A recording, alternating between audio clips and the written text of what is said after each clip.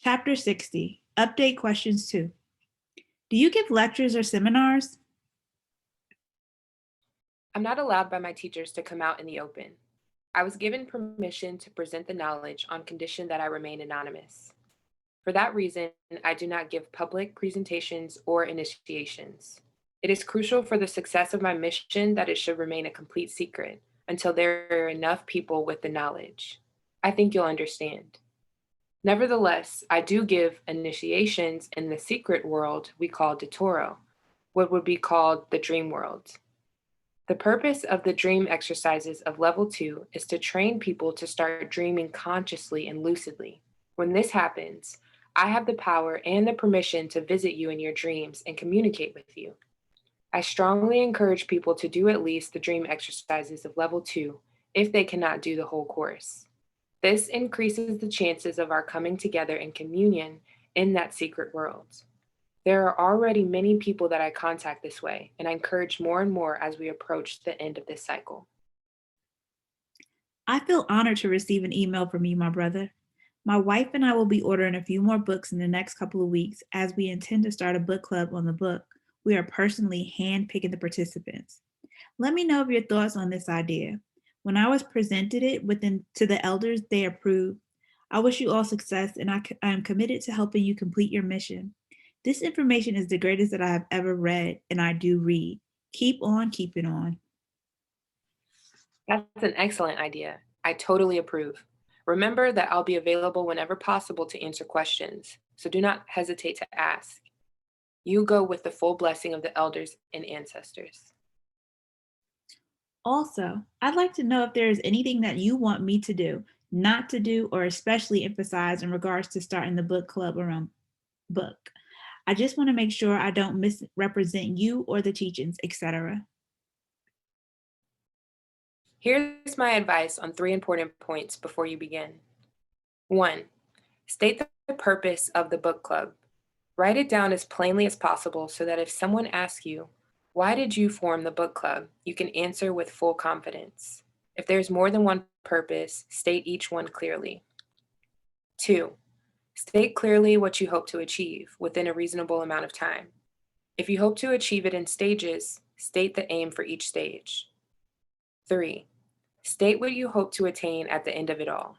Assume that all will go well until you reach your goal. And what is that goal? The 3 points are more or less the same, all meant to elicit your intent and to look at it from 3 points of view. Be flexible. Don't make these your final word, as things become dynamic when other people are involved. But you need to state these clearly at first to have a foundation to work from. As soon as you have them, then we can discuss what is important to emphasize and so on. Don't hesitate to discuss with me if you want. Here's what I would suggest you emphasize in the book club. The first 10 facts. 1. God is the divine unity of all Black people. Divine unity is a state of mind where there is no separation, where all Black people know themselves as one. This one is the eternal God. 2. God is equally man and woman. 3. God separated into 1,008,000,000 Black men and women who created the universe. 4. 144,000 ancestors came from the star Sirius 78 trillion years ago and settled on our Earth. 5. Our Earth was inhabited exclusively by Black people until 6,000 years ago. 6. 6,000 years ago, a God by the name of Yahweh was born on our Earth. He made the non-Black races out of the recessive germ of Black people. 7. For the past 6,000 years, Black people have been in a state of self-forgetfulness, not knowing who they are and who the devil is. This cycle of evil is preordained to end between the years 2010 and 2014. 8. When the cycle ends, Black people will reawaken from the state of self-forgetfulness. After the reawakening, the God of this age, Yahweh, will return to rule his world for 1,000 years. 9. Black people of slave descent are the true Israelites, the chosen people of Yahweh. They will be at the forefront of forming a new society under the rule of Yahweh, which will prevail in peace for 1,000 years. 10. The non-Black races on Earth, and off Earth will survive for only 1,000 more years, after which their species will become permanently extinct. Those among them that recognize Yahweh as their God and Maker will continue to live forever in Yahweh's heavens, which are in his mind. The second 10 facts. 1. By nature, Black people have 12 strands of DNA, which correspond to the 12 original tribes of the Black nation. 2. Our ancestors deliberately stagnated 10 of the 12 DNA, and they correspond to the 10 lost tribes of Israel. 3. The 10 lost tribes of Israel were found in 1912 by the seventh and last Mahdi, Fard Muhammad, who announced it through his messenger Elijah Muhammad. 4. 49 years after he found them, the 10 inactive strands of DNA in Black people began to vibrate back to activity. This happened first in Black children who were conceived on June 21st, 1960, and all Black children conceived thereafter. 5. The reactivation will mature on March 21st, 2010, leading to the first general reawakening among Black people who will reach the age of 49 years old on that day. The reawakening will continue for all Black people who reach the age of 49 years old thereafter. 6. All Black children who will be conceived on or after March 21st, 2012, and born on or around December 21st, 2012, will be born with fully active 12 strands of DNA. 7. The reawakening will cause Black people to know who God and the devil really are. 8. There are 144,000 perfectly preserved bodies of resurrection in a temple underneath the Great Pyramid of Giza. After the reawakening, 144,000 Black people, the so-called elect, will be resurrected consciously without dying first into these bodies. They will become the new citizens of the perfect society. 9. They will give birth to perfect children and increase the nation's population. All Black people will eventually incarnate in these newborn perfect bodies until the number of the nation reaches 1,008,000,000. 10. The 144,000 elect will come from any Black society on earth at present, although the vast majority will come from the modern Black descendants of slaves. Add more facts that you regard as important. Peace. Hello, bro. Regarding the countless trillion personalities that we have been in the past and other previous universes in this one, can we communicate with or ask questions of them somehow? Where do they reside now? And where will this personality we are now reside after we are reborn? 2. Various New Age doctrines mention subtle bodies like an etheric body, mental body, astral body, soul body, etc. Please clarify these in relation to the conscious mind and personality and the unconscious mind and first self. Thanks ahead of time. 1. In essence, each Black person is the original self. Every personality that is born, including the personality that you are now, is like a garment that the first self wears. Just like you put away the garments you are not using, the first self also puts away his or her old personalities in his or her mind. So they are still alive and conscious, but they live in the mental world in the custody of the 24 elders. This home of the ancestors is called heaven in ancient scripts, not the new heaven of Yahweh, but the eternal heaven that has always been. It's possible to communicate with them via the first self. If you were to succeed, one way such communication could manifest would be for you to become conscious of yourself as one of those personalities who are really your spiritual ancestors. What would be happening would be that you, as the first self, decides to wear that garment or that personality. That is the most efficient form of communication with your spiritual ancestors. It usually only happens during guided rituals. Another way you could communicate with them is through dreams. You can actually meet one of them in a dream and talk to them as you would any living person because they are real and alive. But by far the most common way is through intuitions and inspirations given to you directly by your first self. The first self is the culmination of all those trillions of personalities and embodies each one of them individually and all of them together because the first self is the essence of divine unity. By practicing listening to the first answer to your questions, You can learn to ask them questions and receive clear answers. 2. We have a total of 12 bodies, including the body of flesh and blood. Some of them are physical bodies, and the rest are what would be called spiritual bodies, for lack of a better word. New Age doctrine mixes them all together without distinguishing between the physical and the spiritual. Nonetheless, our physical body of flesh and blood is the primary body of all the 12. It is the culmination of all the rest in the sense that all the other physical bodies are a less condensed version of the flesh body. The spiritual bodies, on the other hand, exist because of the flesh body. In other words, they use the flesh body in order to manifest, just like God uses the flesh body to incarnate. There are 7 physical bodies. The first and most subtle is the magnetic body, then the electric body, then the light body, and the etheric body. In some ancient writings, these 4 bodies are lumped together into one called a body of fire, just as the corresponding universal substances are all together called the fire substance. These 4 are followed by the air body, then the water body, and finally the earth body. So the ancient Greeks, for example, called the substances water, earth, wind, and fire. Fire, as I said, stands for the 4 higher substances. In addition to the physical bodies, we have 5 spiritual bodies. The most subtle is the mental body, followed by the body of will, then the emotional body, then the body of desire. New Agers call it the astral body or the animal body. And finally, the body that is made up of our actions. New Agers lump 3 of the bodies, the emotional, will, and action bodies, into one that they call the soul body. As you can see from their names, these 5 bodies represent the spiritual activities of each individual and are formed by those activities. The mental body is formed by all of your thoughts, the will body by all your intentions, the desire body by all your likes and dislikes, and so on. Thus, they depend directly on the physical body and cannot be made until the physical body is conceived. In other words, the person must be living as a flesh and blood person before his spiritual bodies can be formed. New Agers and Eastern mystics teach the false concept that these bodies came before the physical body, which is clearly impossible.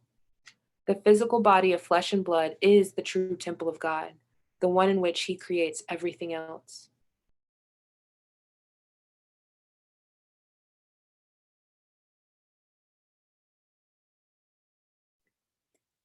The last time we spoke, I was so grateful to actually have received a response from you that I was overwhelmed and forgot to ask some questions relating to the greatest book I have ever read.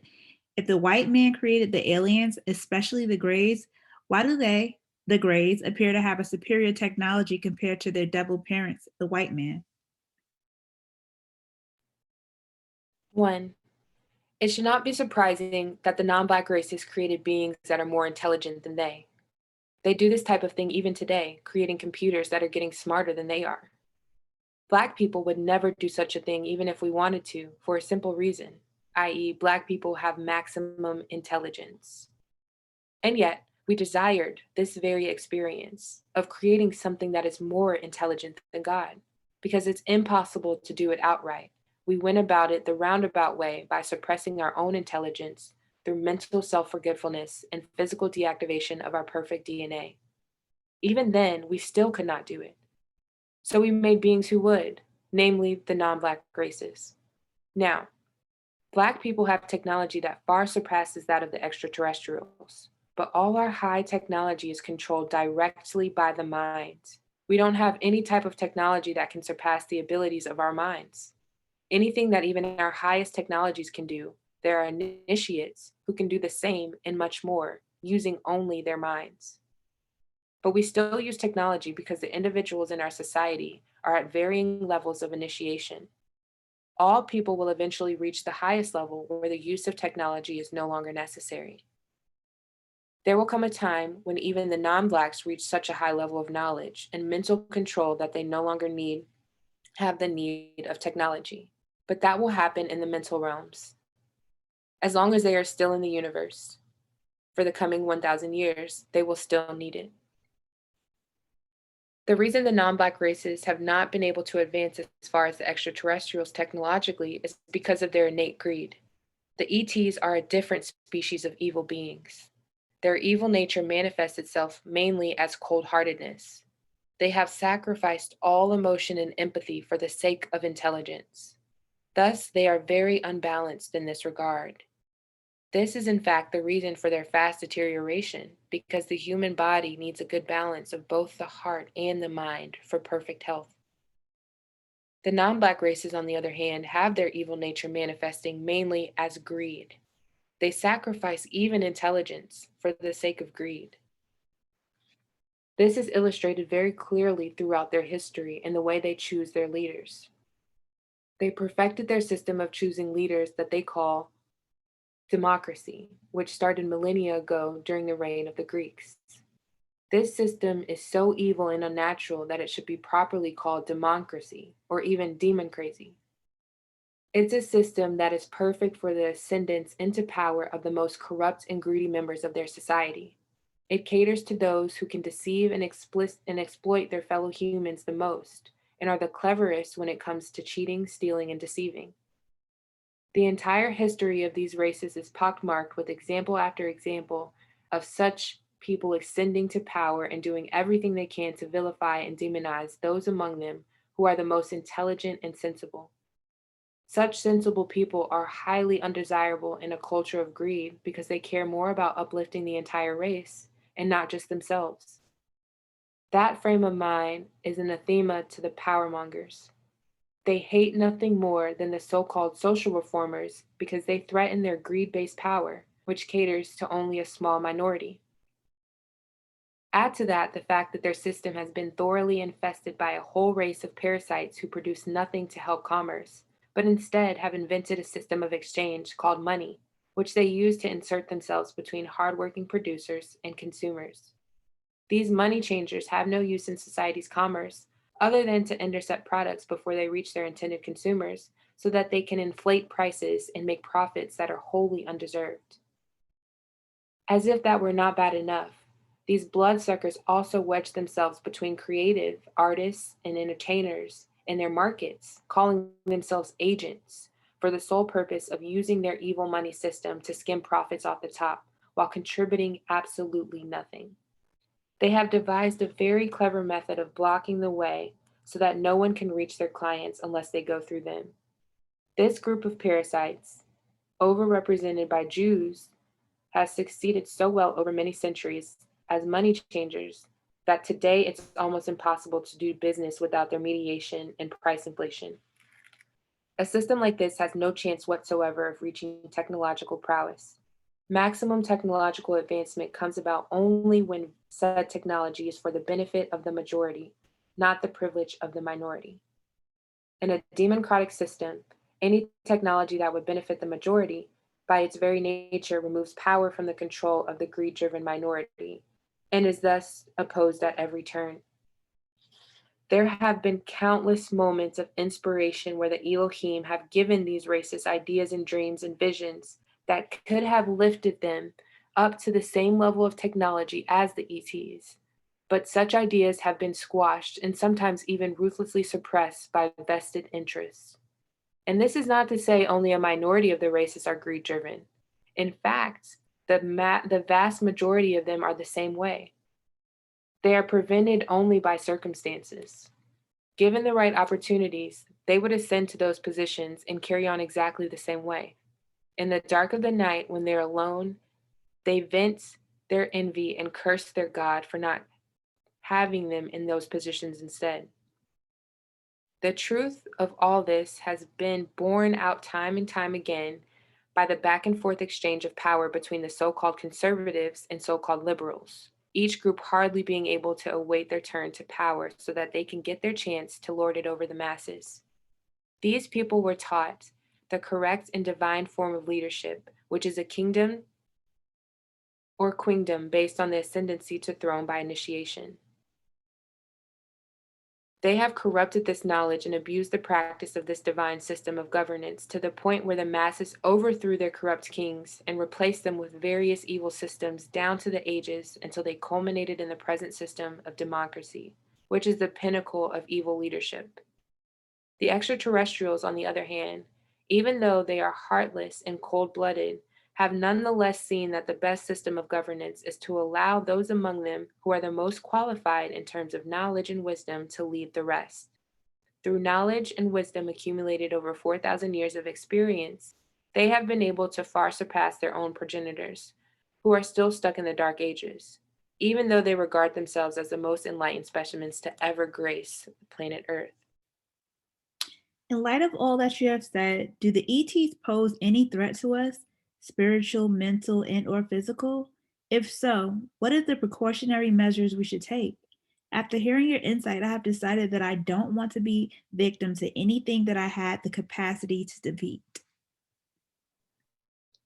The ETs rely on deception to get people to cooperate willingly.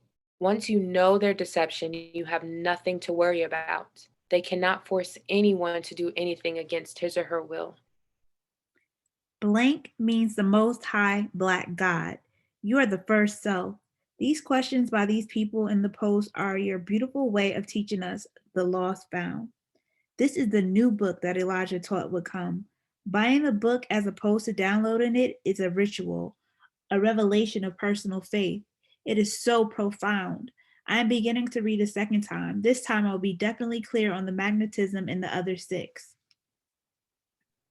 You are the Most High God.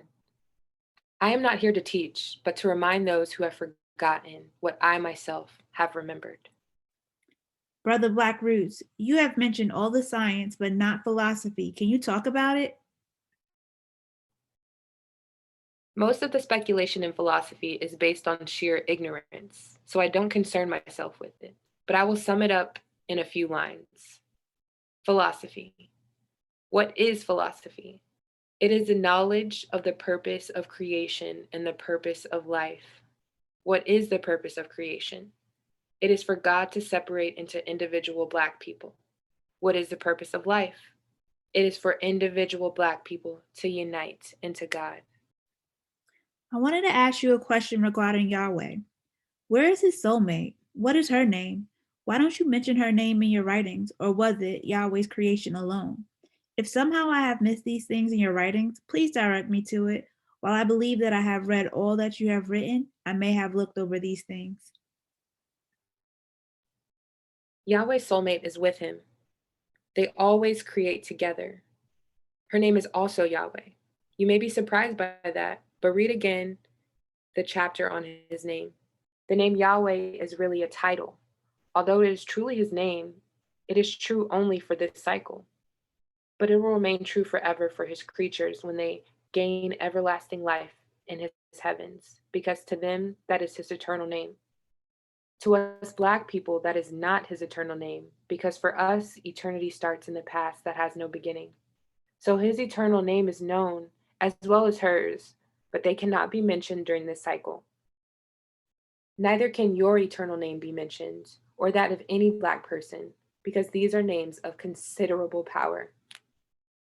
They are used only when we are in our natural state in our perfect bodies, or during this cycle, only in certain rituals. Now, the reason his soulmate is also Yahweh is because Yahweh means of the light skin races. In his case, the full title is Kosi Yahweh, meaning king of the non-Black races.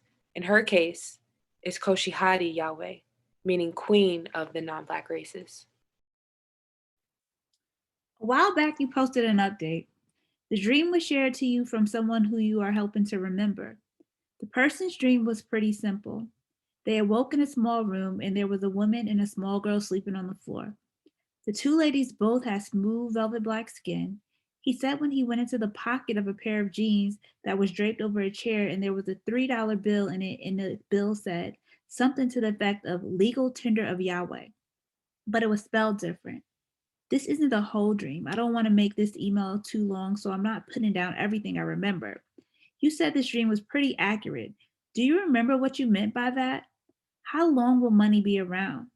After YT is gone, in another 1,000 years or so, will we still be addicted to money? When the major events happen within the next 7 years, will money still be needed? I'm asking because I'm tired of it, and I know that it is not necessary on any level of life. So basically, when will money cease to exist or be depended on by the Black masses? I'm not looking for a date unless you know what that date is, but what event will signal the end of the dollar worldwide? When I said the dream was accurate, I meant the details such as floating cars, the presence of money, the presence of graffiti, and other things that he saw. These things will still be with us for a while after Yahweh takes over the kingdom of the worlds. As far as money is concerned, it will be around as well until the Israelites have settled in their promised land, Israel. As I said, it will take 40 years for them to rehabilitate that desert land to the point where it can support the millions of Israelites who will relocate there. Money will be needed to achieve this. Now, money itself is not necessary in the commerce of Black people and was never used in the past. But because the imbalances that have befallen the world at the hands of the white races have involved the abuse of money, it will take the correct use of money to reverse all the harm done. Nature is quite impartial to such artificial inventions as money, but the law of balance dictates that if money was used to cause the imbalance, then money must be used to correct it. Similarly, the ones that cause the imbalance must be the ones to work to correct it. The ones that enslaved must be turned to servitude, etc. In other words, the very evils that cause an imbalance must be turned to good use to reverse the harm done. The reversal cannot be achieved by substituting another thing for that which was responsible for the harm. Jews, more than any other member of the non Black races, have done much more to put evil into the corrupt concept of money. In its purity, the concept of money does not involve any physical money, such as coins, bills, checks, or any other monetary instrument. It is purely a mental concept that simply involves the exchange of gifts. Remember that all physical objects can be bought with money are actually gifts from the earth. There is no physical object that money can buy that does not originally come from the earth in one way or another. The only contribution people make is to add their labor and their inventiveness, i.e., inspiration. Notice that the word invent means to vent in from somewhere else, i.e., to receive an inspiration. There is no invention that comes from individual persons. All inventions are given freely to those who can receive them by the God Yahweh in the case of the non Black races, and by the first self in the case of Black people. Taking personal credit for it is an affront to God. Black people understood all these things. So our ancestors, adding our energy in the form of labor and our inventiveness to improve the raw materials that Mother Earth provides freely, was indeed a labor of love and did not involve any kind of personal claims to the wealth that is inherent in such commercial activities. The wealth contributed by the minds and energy of all individuals was considered to be a gift to the whole community, a gift in return for God and nature having provided us the gift that is Mother Earth. Hence, for this reason, and because of the clarity of understanding, our ancestors never owned land. They considered themselves as stewards and custodians of the land given to each family by the community and the leaders. They took care of the land and made the necessary improvements, etc., but never considered themselves as the owners of the land. The land belonged to the whole nation and to the tribes and the clans, never to individuals, not even the king and queen. The non Black races, being blinded by their evil nature, lack the capacity to understand this simple concept. To them, such a concept would be what they call socialism or communism. These are evil words created by them and attached to stigmas to what is in truth a divine concept. They simply cannot understand why anyone would be a responsible steward and custodian of a plot of land if he does not reap personal profit from it. It does not occur to them that profit which accrues to the entire community is infinitely superior to individual profit and actually benefits the individual infinitely more. Their selfish and greedy minds do not have the capacity to experience satisfaction from wealth unless they are the poor people to provide them with the contrast. They actually ask with a serious face, what's the point of being rich if everyone is rich? In other words, their riches are meaningful only if they cause them to stand above the rest. They have no appreciation of happiness without misery, peace without war, or wealth without poverty. Yet, these are the purest experiences when they can be appreciated without contrast. But it takes a pure mind to appreciate uncontaminated purity. Our ancestors called the concept of money dineo. The meaning of the word dineo is gifts. This one simple word encapsulates the entire economy of commerce as it was practiced by our ancestors. The entire concept that is called commerce today was simply called the exchange of dinero. As is the case today with different countries and different regions producing unique products, so it was in the ancient days. They produced enough to take care of the needs of their community, and the surplus was given to outside communities as gifts, regardless of their value. In other words, all commodities were valued exactly the same. A pile of beach sand had the same value as a pile of gold. Such a concept would, of course, be shocking to the modern capitalist or even communist mind. His first thinking would be to go dig up a pile of sand, which he can find for free on a beach, and go to the market to exchange it for a pile of gold. Of course, this would be quite profitable in modern society, where things are valued more for their individual profit potential than their communal use potential. In our ancient society, communities had zero personal profit value. Their entire value lay only in their communal use. For that reason, all food was free. It was unthinkable to the ancients that a person would have to buy food. Things such as gold were valued only for what the planters had planned to use them for. If no gold was needed by any individual or community for an extended period of time, then no gold would be mined. And that was discovered accidentally had absolutely no value. As a matter of fact, as recent as 2,500 years ago, the ancient Ethiopians used gold to make handcuffs for their prisoners. It was valued for that because it lasted forever without rusting. On the other hand, if an inland community had need for sand for a particular project, then the sand would have more value at that time than gold. They did not hoard materials that were not included in their plans in the foreseeable future. They had the perfect knowledge that all they needed would always be there when they needed it. It was unthinkable to them to behave in the way gold and diamond companies such as De Beers do today, digging up all the diamonds they can find and hoarding them in order to artificially control their value and price. In their commercial exchanges, they gave all their surplus to the communities that needed it without regard to how much they gave. As long as the community representatives registered their requirements at the central marketplace, then they would get all they needed as gifts, even if they gave nothing in return. It was understood that at some other time, they too would have a surplus and would give it freely. That was their whole commerce and economics. All the thousands of books written today on commerce and economics and monetary exchange, and all the lectures taught in modern prestigious universities, and all the degrees obtained from them would be of absolutely no use to the commercial and economic understanding of our ancestors. To them, all money and commerce were summed up in one simple word, dinero. It is the same word that the non-Black races have corrupted into dinero, Spanish for currency, which today stands for greed much more so than it stands for the true and divine concept of money. Greetings, brother African Roots. On this topic, there's some aspects that I'm interested in finding out about. I want to know one, when were the extraterrestrials made? I mean, the exact and approximate date or period. If they were made before the birth of Moses, which we know was in 2060 BC, then how many years before him? Two, where did the genetic experiments take place? If they were done in the ancient cities, then was the city of in Samaria, ancient Iraq, one of these places? I ask that because some figurines have been found from Earth that resemble the extraterrestrial races. See these.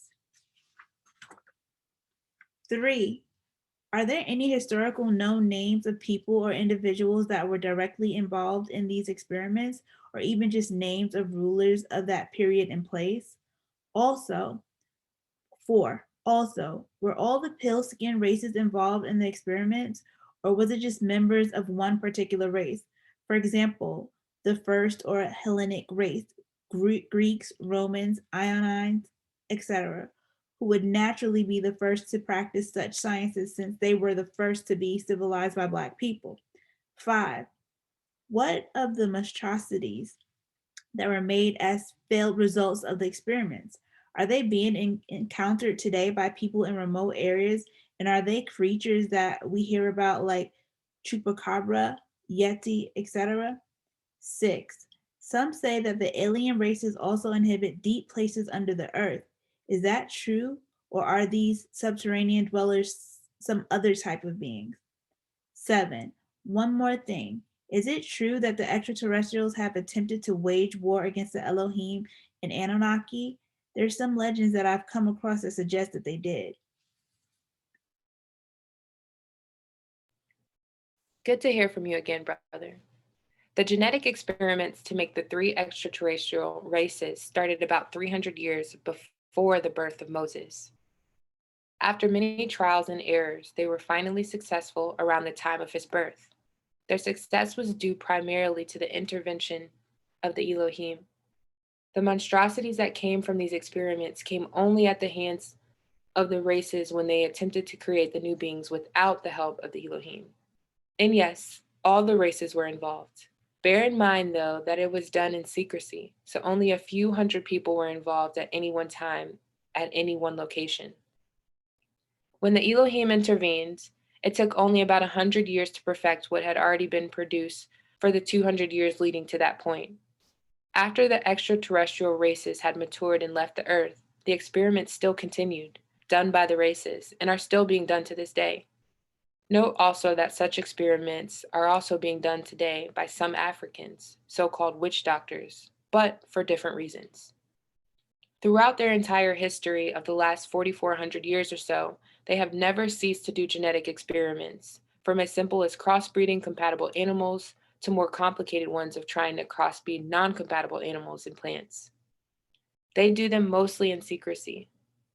The monsters that they produce are usually quarantined, then destroyed when they prove to be complete failures. But now and then, some creatures manage to escape their confinement, and when they are able to reproduce, they find hiding places in some inaccessible parts of the earth and continue their lives. That's how the beings called Yeti, Bigfoot, etc. came about. These are not quite human, but they are very close. Hence, they are much more intelligent than other animals. They have thus far managed to elude their hunters, and they live in family units or small clans in different parts of the earth. Others, such as chupacabra, usually do not last long because they are very abnormal biological specimens. They are sometimes able to reproduce for 2 or 3 generations and then die out. So now and then, such creatures show up for a time, then disappear, and others of a different kind take their place as these people continue to experiment.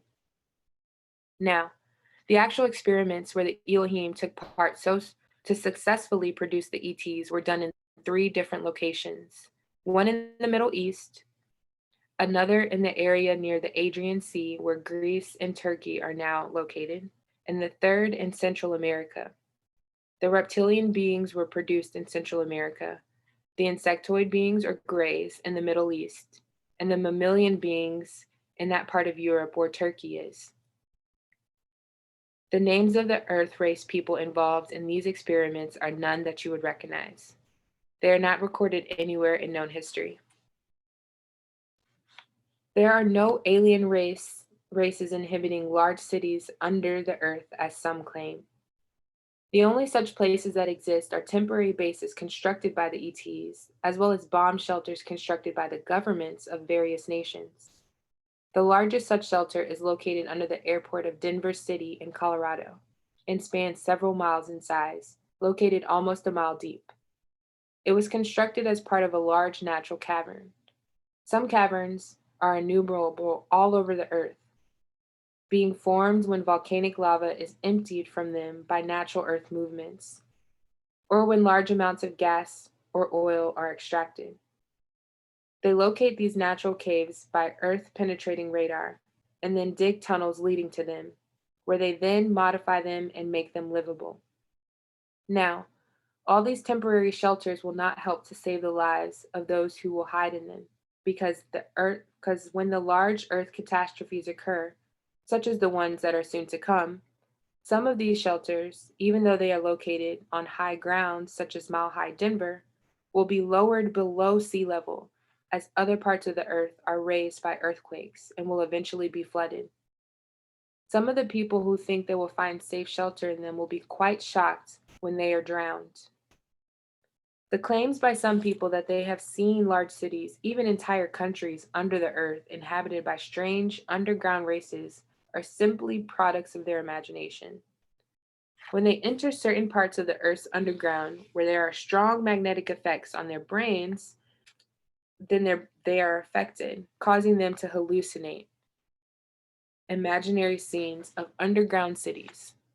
Look carefully at the claims, and you will not find anywhere a group of people saw it together. It's always single individuals who make these reports, which is usually a pure sign of hallucination. This also happens above ground in certain areas of the Earth, such as the area near Florida called the Bermuda Triangle. There are very strong magnetic fields there whose effect on the brain are not yet understood by modern people. This results in hallucinations, loss of the sense of time as well as direction, such that many people do get lost there for many days without being aware of the passage of time. Some never recover from all the ill effects and lose their memories. There are many such people who then wander into strange towns and cities having totally lost all memories of their personal history and live the rest of their lives without ever recovering. They are then reported as lost or disappeared. On your last question, the Anunnaki are not the Elohim. They are a race of human looking, now extraterrestrial beings that remained on the earth for about 200 years after their appearance. They colonized a part of the Middle East near Iraq and Iran, and they used the people who lived there as servants. There have been wars between them and other extraterrestrials, some involving nuclear bombs. The Elohim expelled all the ETs from the earth shortly thereafter. They continued to fight with each other on and off for a short period, but soon stopped when they all developed weapons which they could totally annihilate each other. So they have fought with each other in the past, but never with the Elohim. The Anunnaki permanently left the earth after their prolonged stay and have not returned since, but they will be back along with the rest of the ET races in the near future as the cycle winds to an end. I believe you stated that the Elohim and the Anunnaki are not the same. Could you elaborate on this, please?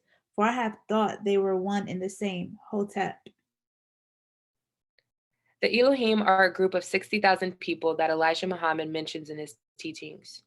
They are the creators of the four non-Black races, having created them on the island of Palan 6,000 years ago. Their leader was a god that Elijah called Yaqub, whose real name is Yahweh. The word Yaqub means big-headed. They are not angels in the Christian or Islamic sense. They are original gods, Black men and women. The Anunnaki are a group of human-looking extraterrestrials who lived on the earth about 2,000 years after the Elohim left our earth.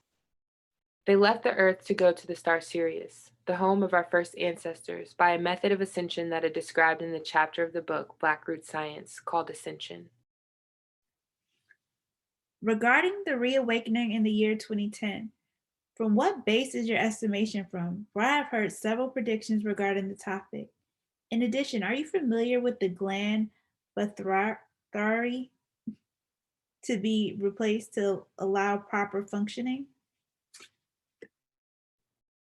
My estimation is based on the natural law of maturity, which applies the same way to the human body as it does to the spiritual ideas, being based on the number 7.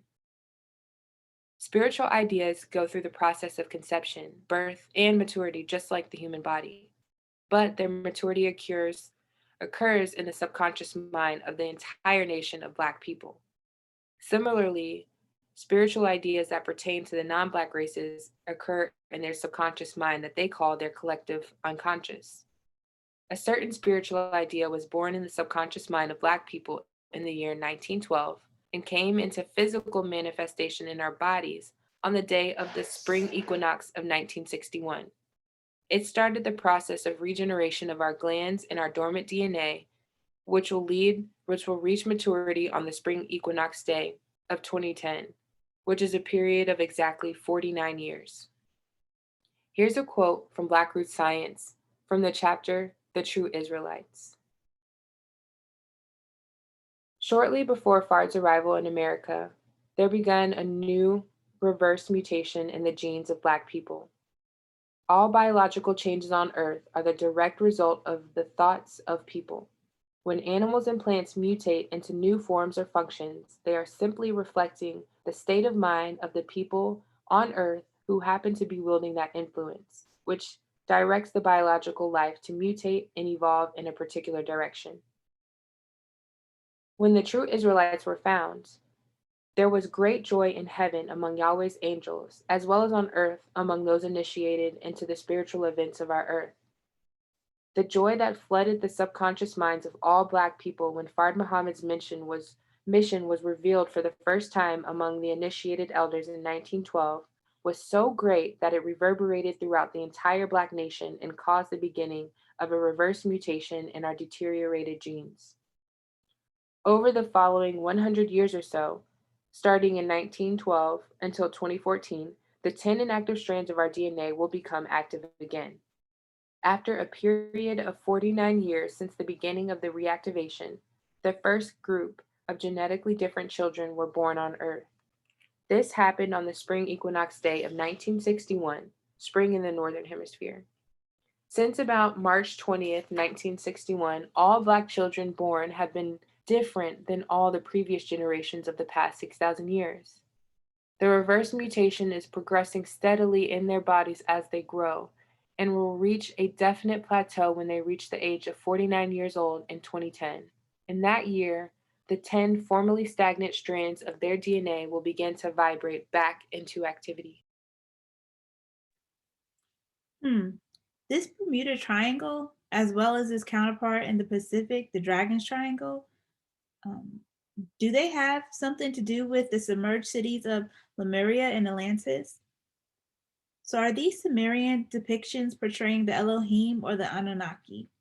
I ask because the paintings and carvings show dark-skinned, coily-haired beings with features just like those of the Sumerians themselves, who we know were Black people. Wouldn't that indicate that beings being portrayed were also Black, quite unlike the mammalian extraterrestrials who should look more like the pale races? In the above relief, the symbolism of the water bucket and pine cone seems clear-cut enough. The pine cone represents the pineal gland, and the water bucket symbolizes Aquarius, the water bearer.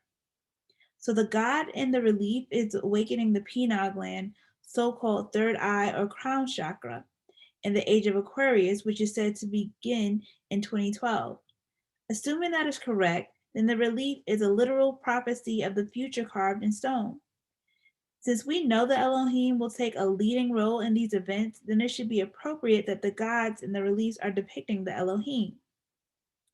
If that is the Anunnaki, then the portrayal is congruous from how I would expect the human-looking mammalian hybrids to look. Perhaps these reliefs are showing the Anunnaki in question. They are reminiscent of the Greek gods in appearance. How did these nuclear wars affect our ancestors? I mean, what were the long-term effects, if any, on the body of the Black man and woman?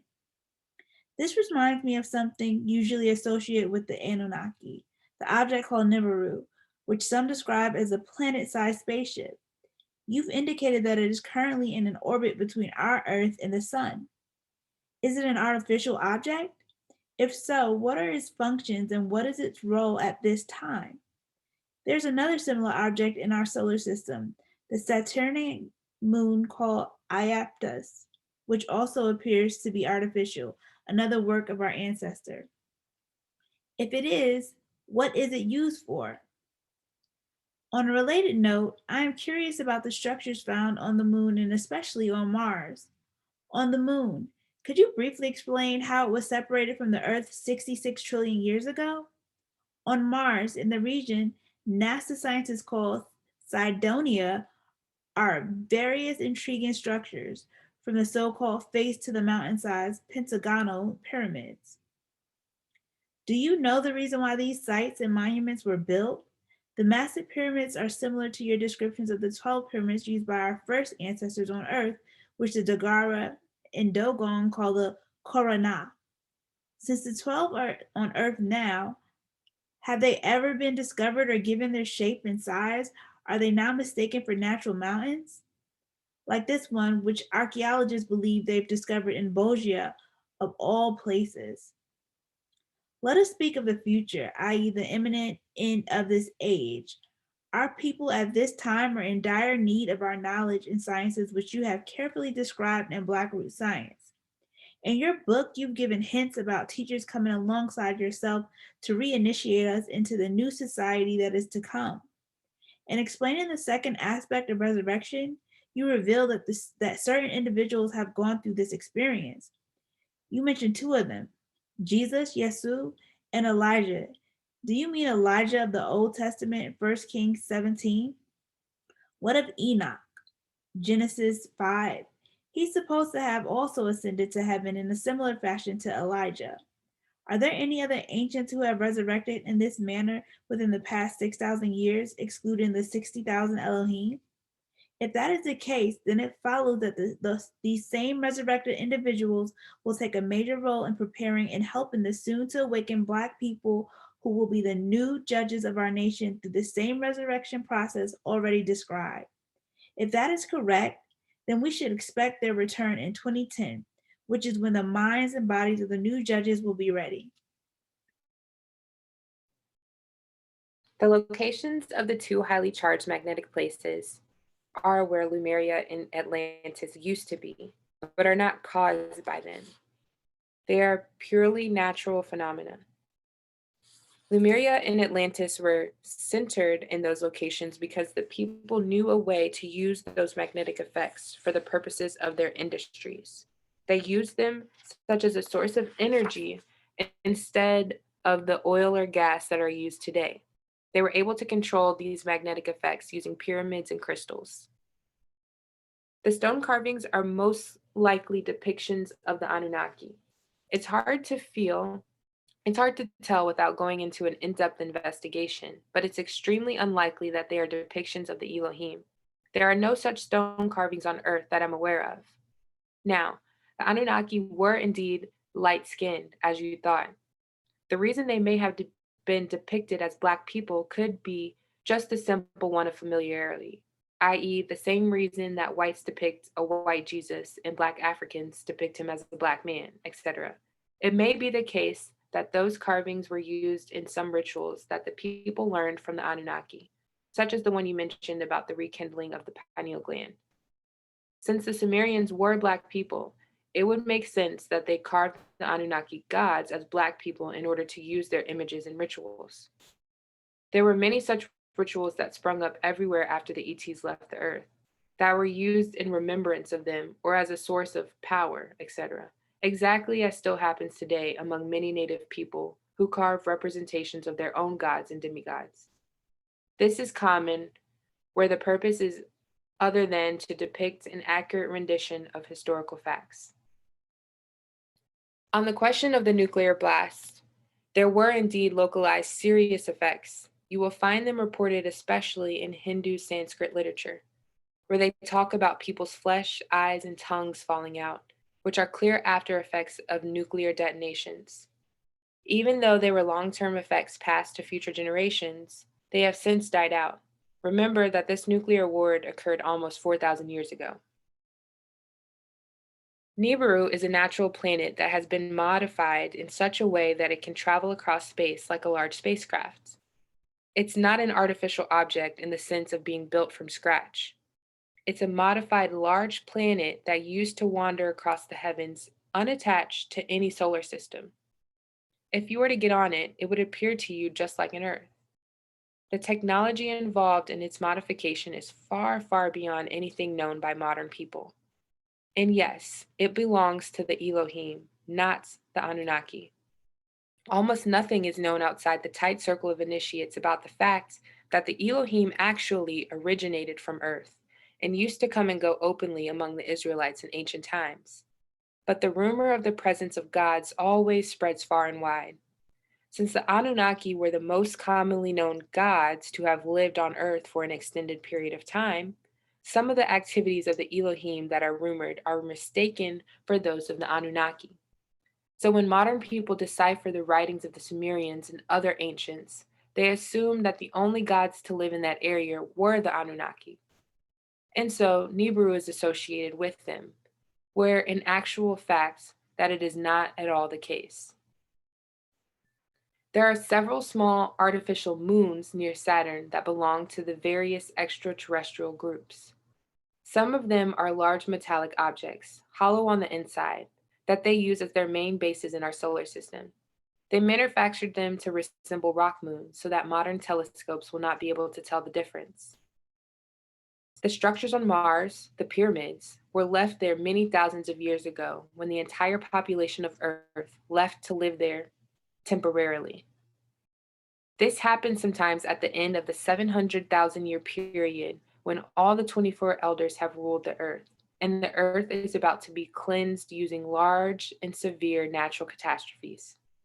Depending on how intense the earthquakes are expected to be, the whole population will migrate off the Earth and settle temporarily on another planet in our solar system.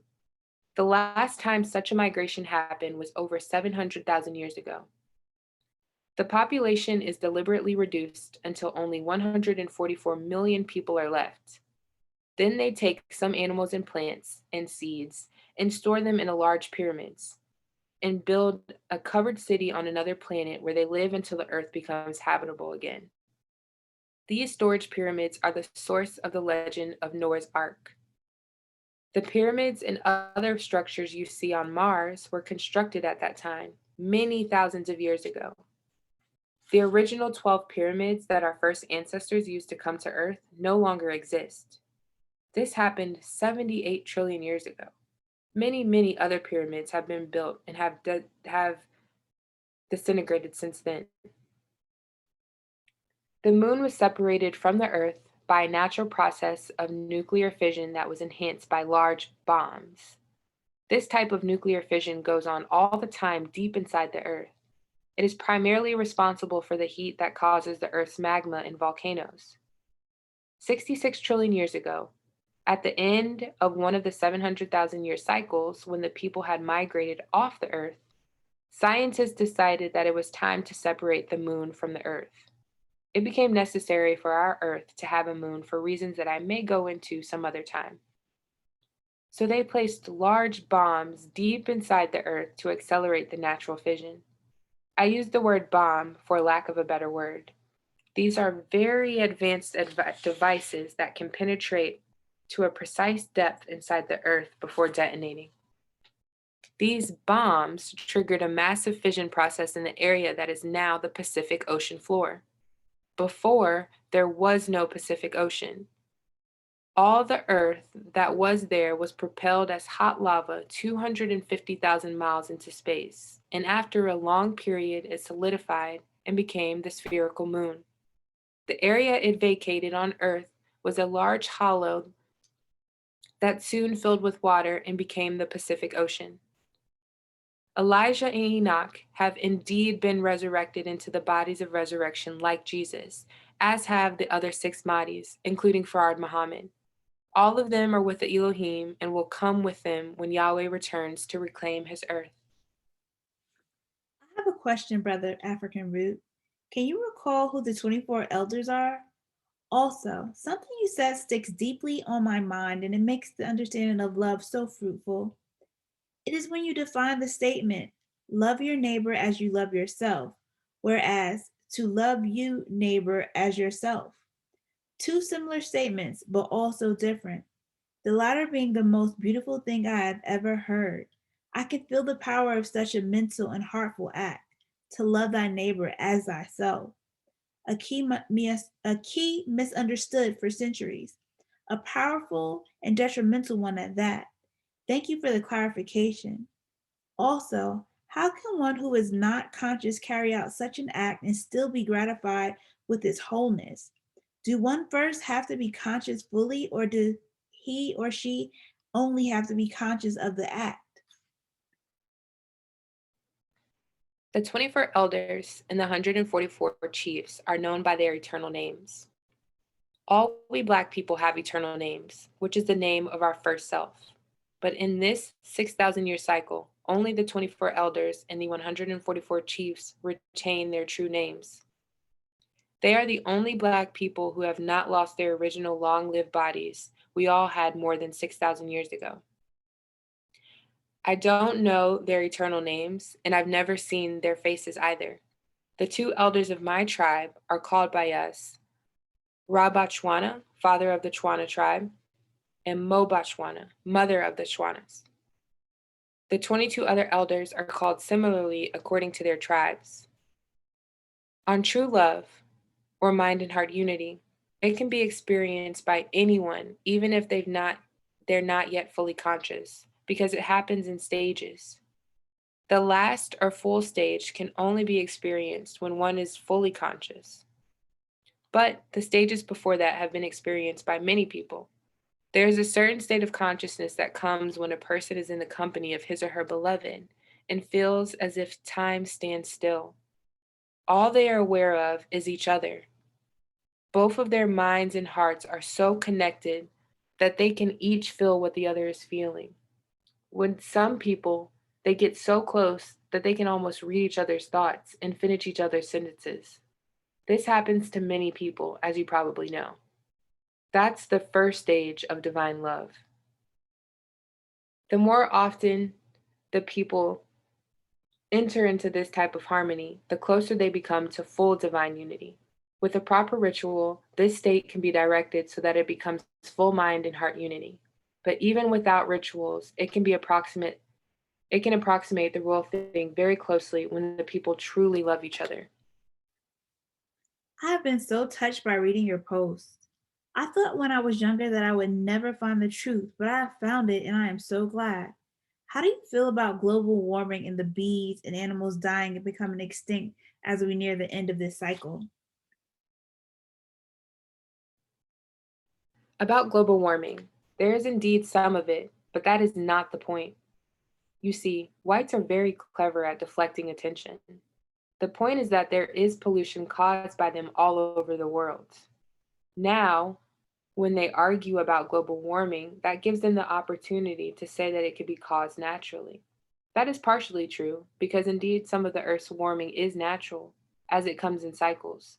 But again, that is not the point. The point is that they are destroying the Earth with their pollution, mental and physical. This is not debatable. It's a clear fact that everyone can see. Look at all the rivers, the air, the soil, all polluted, not to mention the noise and mental pollution they export to the whole world with their loud engines, their TV, movies, magazines, and perverted lifestyles. All the pollution on Earth is a result of their so called civilization. So they try to deflect this by arguing about global warming. The biggest devil in this regard is Al Gore. He is distracting the whole world from the real problem while he flies around in his jet increasing the pollution. And he gets a Nobel Prize for it. Talking about global warming instead of pollution is like someone getting hives from contact with peanuts, then arguing about whether the hives are making him sick and what he should do about them. His problem is not the hives, that is just the symptom. His real problem is peanuts, and he should stop eating them altogether so he won't have to worry about hives.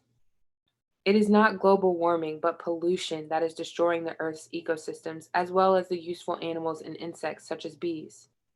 And the pollution is caused by the non-blacks, including the deceivers such as Gore, who go around the world screaming about global warming. Say to them, stop the pollution and global warming will cease to be a problem, if it was.